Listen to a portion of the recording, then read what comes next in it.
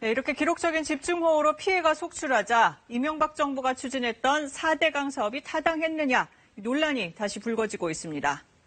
4대강 사업은 홍수를 예방하고 생태계를 복원한다면서 한강과 영산강, 금강과 낙동강에 무려 22조 원 예산을 투입한 대규모 치수 사업이었죠. 논란이 다시 뜨거워진 건 4대강 사업이 이번 홍수 피해를 키웠다는 주장과 줄였다는 상반된 주장이 정치권을 중심으로 제기됐기 때문입니다. 한마디로 4대강 사업이 홍수 예방 효과가 있냐 없냐의 논쟁인데요. 어떤 것들이 쟁점인지 김진화 기자가 짚어봤습니다. 지난 8일 영산강 죽산보입니다.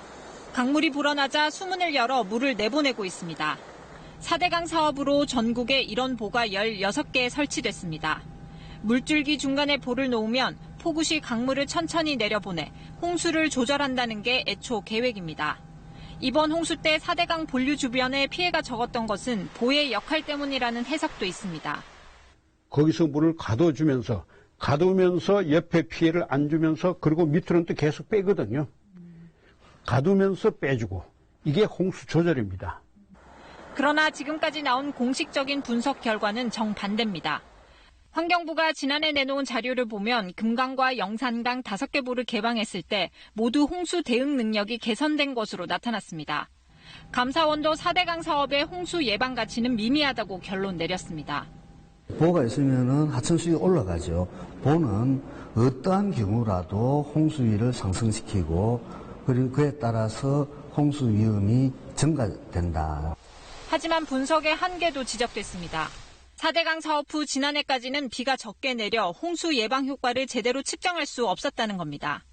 따라서 이번 집중호우 기간에 대한 분석은 4대강 사업의 실제 영향을 검증하는 기회가 될 수 있습니다. 환경부는 민간 전문가 등으로 조사단을 구성해 폭우 시 4대강 보수위와 저류량, 방류량 등을 분석해 효과를 평가한다는 계획입니다. 이번에 섬진강은 100년 빈도거든요. 만약에 200년 빈도로 제방이 축조가 돼 있었다면 원류가 되지 않았을 거라고 보거든요. 설계 기준을 한번 다 점검을 할 필요가 있습니다. 또 제방의 부실, 지류와 지천에서 범람이 반복되는 문제도 지적된 만큼 이에 대한 원인 파악과 개선책도 함께 마련될 것으로 보입니다. KBS 뉴스 김진아입니다.